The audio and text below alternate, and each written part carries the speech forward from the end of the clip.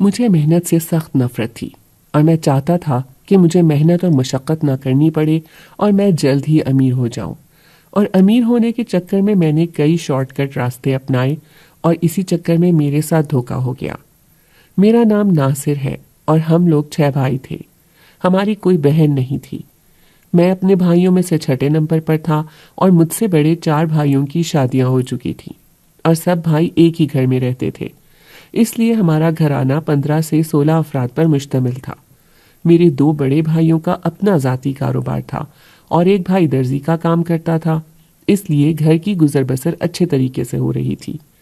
مجھ سے بڑے بھائیوں کا خیال تھا کہ ہم لوگ اتنی تعلیم حاصل نہیں کر سکے، اس لیے ہمارا چھوٹا بھائی تعلیم حاصل کر کے کوئی نوکری کر لے، اس لیے انہوں نے مجھے ہی BA تک تعلیم حاصل کروائی۔ ان کا ارادہ تو مجھے مزید تعلیم دلوانے کا تھا، لیکن تعلیم میں میری دلچسپی نہ رہی تھی، اس لیے میں مزید تعلیم حاصل نہ کر سکا تھا۔ BA کرنے کے بعد میں کافی عرصہ فارغ ہی رہا۔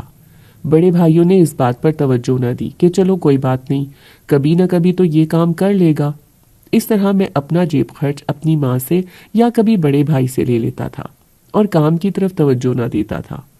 آہستہ آہستہ وقت گزر گیا اور یہ بات میرے بھائیوں نے محسوس کی تو انہوں نے میری ماں سے یہ کہنا شروع کر دیا کہ ہماری بھی فیملی ہے، ہم نے بھی اپنی بیوی بچوں کا خرچہ اٹھایا ہوا ہے، ہم کب تک اس کے اخراجات کو برداشت کریں گے؟ اب اس نے اگر تعلیم حاصل نہیں کرنی تو کم از کم کوئی نوکری ہی کر لے۔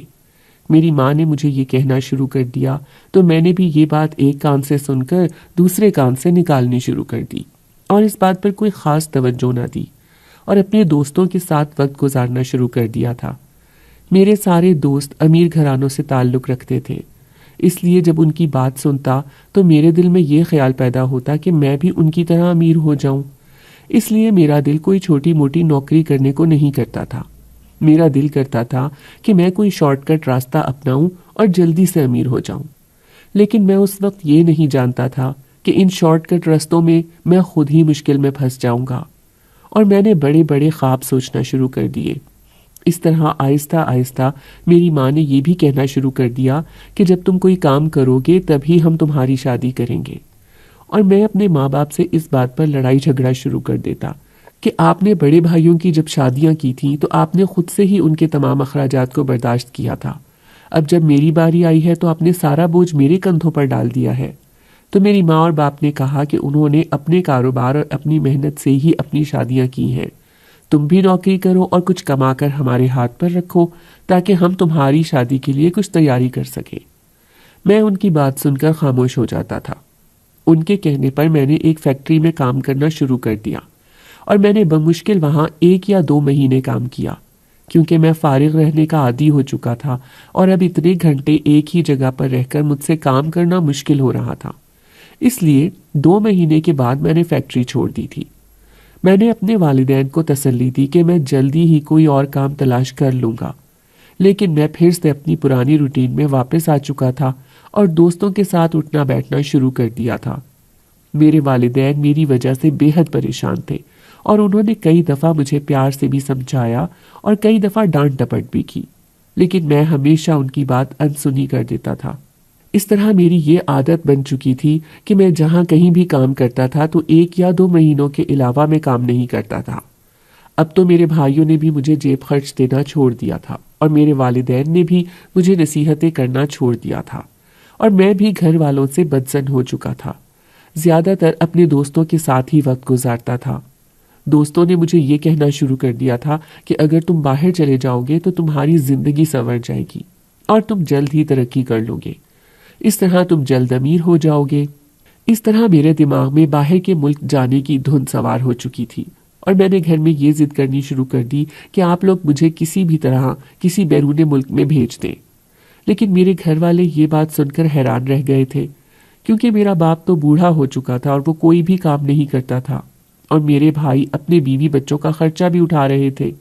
جب انہوں نے یہ بات سنی تو انہوں نے کہا کہ ہم تو گھر کا نظام ہی مشکل سے چلا رہے ہیں، اور تمہارے بیرون ملک جانے کے لیے اتنے لاکھوں کا بندوبست کیسے کریں؟ تم پاکستان میں ہی کوئی کام کرو تاکہ تمہیں پردیس کی مشکلات کا سامنا نہ کرنا پڑے۔ جب میں نے ان کی بات سنی تو میں غصے میں آ گیا تھا۔ اور میں نے اپنے باپ اور بھائیوں سے اس بات پر لڑائی جھگڑا شروع کر دیا تھا کہ آپ لوگوں نے میرے لیے کبھی کچھ کیا ہی نہیں۔ کیا میں آپ لوگوں کا سگا بیٹا نہیں ہوں جو آپ میرے لیے پیسوں کا بندوبست نہیں کر سکتے؟ میرے باپ اور میرے بھائیوں نے کئی بار مجھے پیار سے سمجھایا، لیکن اس وقت مجھے بیرون ملک جانے کے سوا کوئی بات سمجھ میں نہ آتی تھی۔ اس طرح گھر سے تو مجھے صاف انکار ہو چکا تھا کہ ان کے پاس اتنی بڑی رقم موجود نہیں ہے، اس لیے وہ کچھ نہیں کر سکتے۔ اس طرح میرے دوست کا ایک کزن بیرون ملک رہتا تھا، وہ بھی ہمارے ساتھ شامل ہو چکا تھا، اور وہ بھی جب اپنی بات بتاتا کہ کیسے اس نے اتنے کم عرصے میں ترقی کر لی ہے اور وہ امیر ہو چکا ہے، تو مجھے اس کی بات سن کر رشک محسوس ہوتا، اور میں نے آہستہ آہستہ اس لڑکے سے تعلقات بڑھانا شروع کر دیے تھے اور اس سے میری دوستی ہو چکی تھی۔ اس نے بتایا تھا کہ اس کی بہن بیرون ملک رہتی ہے جو غیر شادی شدہ ہے۔ میرا ذہن اس کی بات سن کر کئی منصوبے بنا رہا تھا، اور میں نے اس سے پوچھا کہ اس کی بہن نے ابھی تک شادی کیوں نہیں کی، تو اس نے کہا کہ اس کی عمر زیادہ ہو چکی ہے، اس لیے جو کوئی بھی رشتہ آتا ہے تو وہ انکار کر دیتا ہے۔ جب میں نے اس کی یہ بات سنی تو میں نے اپنے دل میں سوچا کہ کیوں نہ میں اس کی بہن سے شادی کر لوں، اور اس طرح میں بھی بیرون ملک چلا جاؤں گا اور میں جلد ہی امیر ہو جاؤں گا، کیونکہ اس کی بہن بھی کافی امیر تھی۔ اس طرح میں نے جب اپنے دوست سے اپنے رشتے کی بات کی تو وہ 1 منٹ کے لیے چپ کر گیا، پھر سوچ کر کہنے لگا کہ کیا تمہارے گھر والے اس بات پر مان جائیں گے؟ تو میں نے کہا کہ اس میں میرے گھر والوں کا کوئی عمل دخل نہیں ہے، یہ سراسر میرا ہی فیصلہ ہے کہ میں نے زندگی گزارنی ہے۔ یہ بات سن کر میرا دوست چپ کر گیا تھا، کیونکہ وہ بھی اپنی بہن کی شادی کرنا چاہتا تھا۔ میں نے اپنا رشتہ اس کی بہن کے لیے بھیج دیا۔ اس کے ماں باپ نے مجھے اپنے گھر بلایا اور پوچھا کہ کیا تمہیں اس بات پر کوئی اعتراض نہیں ہے کہ ہماری بیٹی کی عمر تم سے زیادہ ہے؟ تو میں نے کہا کہ نہیں، مجھے اس بات پر کوئی اعتراض نہیں ہے۔ اس طرح میرے دوست کی بہن کے ساتھ رشتہ ہو چکا تھا۔ جب میں نے اپنے گھر والوں کو یہ بات بتائی تو گھر والوں نے مجھے کافی ڈانٹ ٹپٹ کی کہ پہلے تو تم کوئی کام نہیں کرتے تھے اور اب ایک دم سے رشتہ پکا کر لیا ہے، نہ تم نے ہمیں بتایا۔ اگر تم نے یہی طریقے اختیار کرنے ہیں تو پھر گھر بھی آنے کی کوئی ضرورت نہیں ہے۔ پہلے تو میں اس کی بات سن کر خاموش ہو چکا تھا، کیونکہ ابھی تک میں نے اس کی بہن کی تصویر نہیں دیکھی تھی، لیکن کیونکہ مجھے تو لڑکی کی شکل و صورت سے کوئی سروکار ہی نہیں تھا، بلکہ مجھے اس کی دولت سے اور باہر جانے سے سروکار تھا کہ میں جلد از جلد بیرون ملک پہنچ جاؤں۔ اس طرح میں نے اپنی دوست کی بہن سے آن لائن ہی نکاح کروا لیا تھا۔ اس کے بعد کچھ ضروری کاغذات کی تیاری باقی تھی، اس کے لیے کچھ وقت درکار تھا۔ میں اس بات پر حیران تھا کہ ان 2 ماہ میں کبھی بھی میری بیوی کا مجھے کوئی فون نہ آیا تھا۔ جب بھی مجھے کسی بات کے بارے میں پوچھنا ہوتا تھا تو میں اپنے دوست سے ہی پوچھتا تھا، اور وہ بھی اپنی بہن کا پیغام مجھے دے دیتا تھا۔ میں نے اپنے بیرون ملک جانے کی تیاری کر لی تھی، اور میری بیوی نے میرے فون پر میسج کیا کہ اس نے میری رہائش کا بندوبست ایک علیحدہ فلیٹ میں کیا ہوا تھا۔ میں حیران تھا کہ اس نے مجھے اپنے گھر میں کیوں نہ رکھا۔ جب میں نے میسج پر ہی اس سے پوچھا کہ اس نے مجھے علیحدہ کیوں رکھا ہے تو اس نے کہا کہ وہ ابھی کچھ دنوں کے بعد اس فلیٹ میں آ جائے گی۔ میں اس کی بات سن کر خاموش ہو چکا تھا۔ جب میں ایئرپورٹ پہنچا تو ایئرپورٹ پر ایک ڈرائیور مجھے لینے کے لیے موجود تھا، اور اس نے مجھے میرے فلیٹ پر چھوڑ دیا۔ میرے فلیٹ پر ایک عورت بھی موجود تھی۔ میں نے جب اس سے پوچھا کہ تم کون ہو تو وہ خاموش ہو چکی تھی۔ میں نے اپنی بیوی کے نمبر پر میسج کیا کہ میرے گھر میں ایک عورت موجود ہے، وہ کون ہے؟ تو اس نے کہا کہ وہ تمہاری ملازمہ ہے، وہ تمہاری خدمت کرے گی۔ میں اس کی بات سن کر خاموش ہو چکا تھا کہ یہ کیسی بیوی ہے جو اکیلے گھر میں اپنے شوہر کے پاس کسی عورت کو چھوڑ رہی ہے۔ لیکن پھر میں نے سوچا کہ وہ اتنے عرصے سے بیرون ملک رہ رہی ہے، اس لیے وہ تنگ نظر نہیں ہے بلکہ کھلے ذہن کی عورت ہے۔ اس طرح مجھے اپنی بیوی سے ملنے کا تجسس پیدا ہوا کہ میں اس سے ملاقات کر سکوں اور اسے دیکھ سکوں۔ میں نے اپنی بیوی کو فون کیا اور کہا کہ میں تم سے ملنا چاہتا ہوں۔ اس نے کہا کہ وہ اس وقت کسی میٹنگ میں موجود ہے، اس لیے ابھی وہ ملاقات نہیں کر سکتی۔ اس کے بعد میں بھی خاموش ہو گیا تھا، کیونکہ میں بھی کافی تھک چکا تھا اور اب میں آرام کرنا چاہتا تھا۔ اس لیے میں اپنے کمرے میں چلا گیا اور سو گیا۔ کافی گھنٹے کی نیند پوری کرنے کے بعد جب میں اپنے کمرے سے آیا تو پورے گھر میں کھانے کی خوشبو پھیلی ہوئی تھی۔ ابھی میں حیران ہو ہی رہا تھا کہ وہ ملازمہ میرے پاس آئی اور کہنے لگی کہ میں نے آپ کے لیے کھانا تیار کر دیا ہے، آپ جلدی سے فریش ہو جائیں اور کھانا کھا لیں۔ میں تو اس ملازمہ کی خاطر مدارت کو دیکھ کر حیران ہو رہا تھا کیونکہ میں کبھی بھی اس طرح کی آسائش کا عادی نہیں تھا، لیکن میری ہر چیز کا خیال رکھنے پر مجھے خوشی محسوس ہو رہی تھی۔ اس لیے میں جلدی سے نہا دھو کر فریش ہوا اور کھانا کھانے کے لیے باہر آ گیا۔ ملازمہ نے کھانے میں میرے لیے کافی چیزیں بنائی تھیں۔ اس طرح میں نے اکیلے ہی بیٹھ کر کھانا کھایا اور کچھ دیر ٹی وی دیکھتا رہا، لیکن میں چند ہی گھنٹوں میں بور ہو چکا تھا، کیونکہ میں تو بیرون ملک گھومنا چاہتا تھا اور کچھ کام کرنا چاہتا تھا تاکہ میں اپنے خوابوں کو پورا کر سکوں۔ لیکن میں اپنی بیوی کو دوبارہ سے فون نہیں کر سکتا تھا، کیونکہ وہ کہہ چکی تھی کہ وہ کام میں مصروف ہے۔ اس لیے میں گھر میں ہی بیٹھا رہا۔ اسی طرح مجھے بیرون ملک آئے ہوئے 1 ہفتہ ہو چکا تھا، لیکن ابھی تک میری بیوی سے میری کوئی ملاقات نہ ہو سکی تھی۔ لیکن میری ملازمہ میرے کپڑوں کا، میرے کھانے پینے کا اور میری ہر چیز کا خیال رکھ رہی تھی۔ کبھی کبھار مجھے ایسا محسوس ہوتا کہ وہ مجھے چپکے چپکے دیکھ رہی ہے۔ جب میں اس کی طرف دیکھتا تو وہ اپنی نگاہوں کا زاویہ بدل لیتی تھی اور مجھے اس کی یہ حرکت بے حد عجیب لگتی تھی۔ میں نے کئی بار اسے کہا کہ اب گھر کے وہ تمام کام کر چکی ہے تو اپنے گھر چلی جائے، تو اس نے کہا کہ وہ ادھر ہی رہتی ہے کیونکہ اسے دن رات کی ڈیوٹی کے لیے یہاں رکھا گیا ہے۔ میں یہ بات سن کر خاموش ہو چکا تھا اور میں حیران ہو رہا تھا کہ دن میں کسی بھی وقت وہ اپنے گھر والوں سے بات نہیں کرتی ہے، نہ ہی اس کے پاس کوئی فون موجود ہے۔ جب بھی اس نے کوئی بات کرنی ہوتی تھی تو وہ گھر میں لگے فون سے بات کر لیتی تھی، اور اس پر صرف میری بیوی کا ہی فون آتا تھا۔ میں تو اپنی بیوی کے فلیٹ کے بارے میں بھی نہیں جانتا تھا کہ وہ کہاں موجود ہے۔ میں اس روٹین سے تنگ آ چکا تھا اور میں گھر سے باہر چلا گیا۔ ابھی مجھے گئے ہوئے کچھ ہی دیر ہوئی تھی کہ میرے نمبر پر میری بیوی کا فون آنا شروع ہو چکا تھا کہ میں فوراً گھر آؤں۔ میں نے کہا کہ میں گھر میں بیٹھ کر بور ہو چکا تھا، اس لیے میں کچھ دیر کے لیے باہر آیا ہوں تاکہ میں بھی باہر کی دنیا کو دیکھ سکوں۔ تو میری بیوی نے مجھ سے ناراضگی کا اظہار کیا کہ میں فوری گھر چلا جاؤں۔ مجھے اس کی یہ بات سمجھ میں نہیں آ رہی تھی اور مجھے اپنی بیوی پر بھی شدید غصہ آ رہا تھا کہ ایک تو وہ مجھ سے آن لائن نکاح کر چکی ہے، اور اب جب میں بیرون ملک آ چکا ہوں تو وہ مجھ سے ملاقات نہیں کر رہی۔ اور یہی بات مجھے سب سے زیادہ عجیب لگ رہی تھی، کیونکہ میرے دوست نے تو یہی کہا تھا کہ میری بہن کافی امیر ہے اور اس کے کئی دفتر ہیں، تو میرے ذہن میں یہی تھا کہ میں اس کے ہی کسی نہ کسی دفتر کے کام کو سنبھال لوں گا اور اس طرح میں بھی مصروف ہو جاؤں گا۔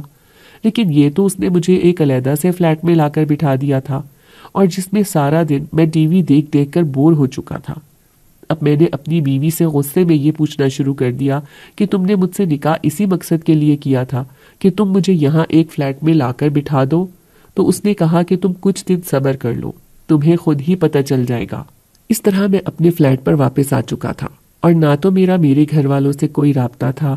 میں اپنے پرانے دوستوں سے بات چیت کر لیتا تھا اور وہ مجھ سے پوچھتے تھے کہ تم تو بہت خوش ہوگے کہ تمہاری خواہش پوری ہو گئی ہے اور تم بیرون ملک کی زندگی کو انجوائے کر رہے ہوگے۔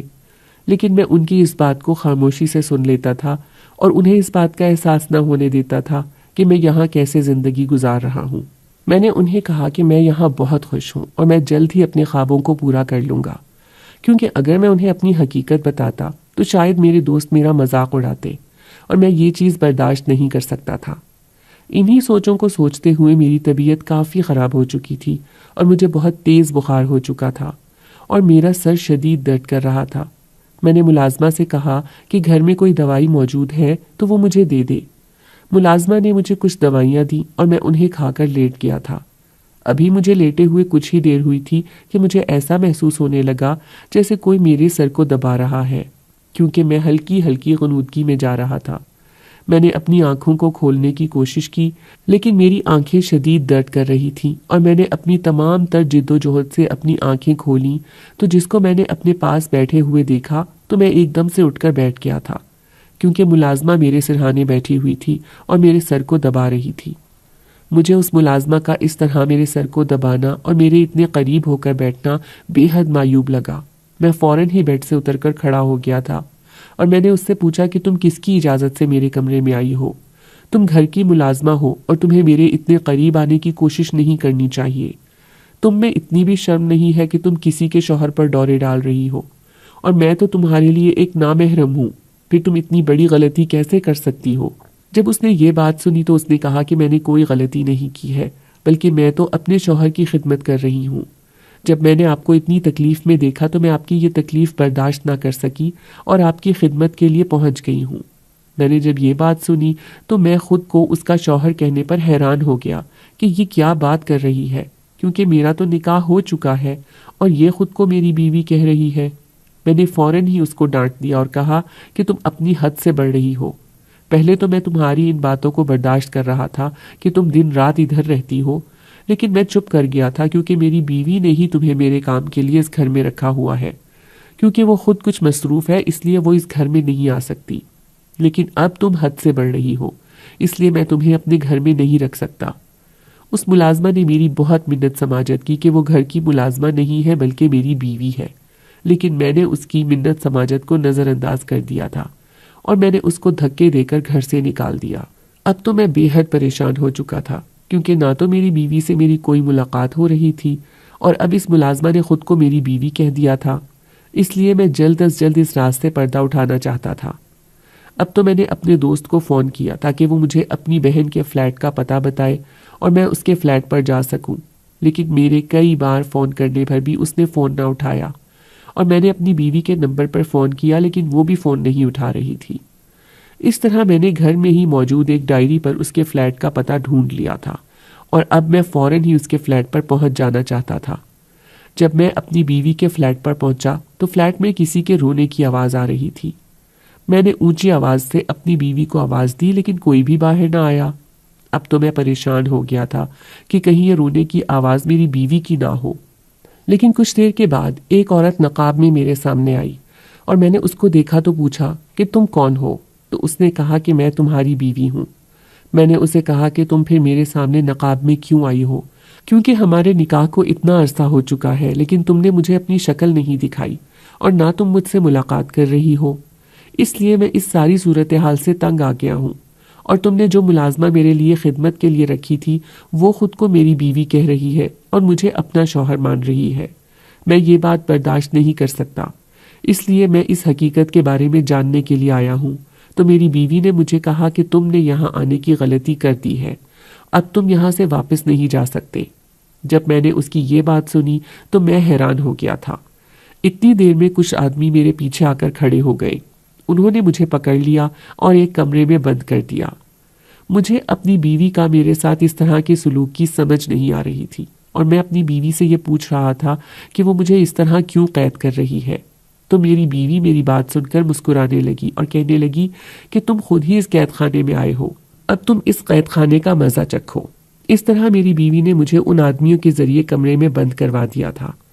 مجھے اب بھی ایک عورت کے رونے کی آواز آ رہی تھی اور اب میں خود بھی اس ساری صورتحال میں پریشان ہو رہا تھا کہ کہیں وہ عورت بھی میری طرح ہی قید میں آ گئی ہے، لیکن مجھے بے حد تشویش ہو رہی تھی اور میں عجیب ہی مشکل میں پھنس چکا تھا۔ اس کمرے میں قید ہوئے مجھے کافی گھنٹے ہو چکے تھے۔ اب اس عورت کے رونے کی آوازیں آنا بند ہو چکی تھیں اور میں کمرے کے دائیں بائیں دیکھ رہا تھا تاکہ مجھے کوئی راستہ نظر آ سکے اور میں یہاں سے نکل سکوں، لیکن مجھے کوئی بھی راستہ نظر نہیں آ رہا تھا۔ اتنی دیر میں مجھے اپنے ہی دروازے کے باہر کچھ کھٹکنے کی آواز آئی تو میں نے فوراً ہی اپنے کان کھڑے کر لیے۔ کچھ ہی دیر کے بعد میرے کمرے کا دروازہ کھل گیا تھا اور جب میں نے کمرے کے دروازے میں دیکھا تو وہی ملازمہ کھڑی تھی جو میرے گھر میں میرے کام کے لیے رکھی گئی تھی۔ میں اس ملازمہ کو دیکھ کر حیران رہ گیا تھا۔ اس ملازمہ کی حالت بے حد خراب تھی اور اس نے کہا کہ میں آپ کو سچ کہہ رہی ہوں کہ میں ہی آپ کی بیوی ہوں، اور وہ عورت جو اپنے آپ کو آپ کی بیوی کہہ رہی ہے وہ ہرگز بھی آپ کی بیوی نہیں ہے، بلکہ وہ یہاں غیر قانونی کام کرتی ہے اور اس کے لیے اس نے کئی مردوں اور عورتوں کو یہاں پر بلایا ہے۔ میں بھی پاکستان سے پڑھنے کے لیے یہاں آئی تھی اور یہاں یونیورسٹی میں تعلیم حاصل کر رہی تھی کہ ایک دن اس عورت کے آدمی مجھے پکڑ کر یہاں پر لے آئے اور تب سے میں ان کی قید میں ہوں۔ پھر ایک دن اس نے مجھے کہا کہ میں تمہارا نکاح کسی سے کروا رہی ہوں۔ تب میں خوب چیخی چلائی لیکن اس نے میری کوئی بات نہ سنی اور اس نے میرا نکاح تم سے کروا دیا تھا۔ اس کے بعد اس نے مجھے اسی فلیٹ میں رکھ دیا جہاں پر تم رہ رہے تھے اور میں تب سے تمہاری خدمت کر رہی تھی، اسی لیے تم کو اپنا شوہر تسلیم کر رہی تھی کیونکہ میں اب تمہارے ساتھ ایک اچھی زندگی گزارنا چاہتی تھی، کیونکہ میرے گھر والے تو میری گمشدگی پر کافی پریشان ہیں اور یہاں پر بھی وہ تمہیں ایک غلط کام کے لیے لے کر آئی ہے جس میں تمہیں عمر قید بھی ہو سکتی ہے، تم جیل بھی جا سکتے ہو۔ جب میں نے اس کی بات سنی تو مجھے اس کی بات پر یقین آ گیا تھا، کیونکہ کچھ گھنٹوں میں ہی میں اس کے رویے کو سمجھ چکا تھا، اور مجھے اپنے دوست پر بھی بے حد دکھ ہوا کہ اس نے میرے ساتھ کیا گھناؤنا کھیل کھیلا ہے۔ ابھی میں یہ سوچ ہی رہا تھا کہ اس عورت نے کہا کہ میں یہاں کے تمام راستوں کو جانتی ہوں، اس وقت تمام سیکیورٹی والے اپنی ڈیوٹی پر موجود نہیں ہیں اور ہم یہاں سے چپکے سے نکل سکتے ہیں۔ میں اس عورت کے ساتھ اس فلیٹ سے نکل آیا تھا۔ اب وہ مجھے ایک اور جگہ پر لے کر آئی تھی اور میں شدید پریشان تھا کہ میں لالچ میں آ کر اور امیر ہونے کے چکر میں کتنی بڑی مشکل میں پھنس چکا ہوں۔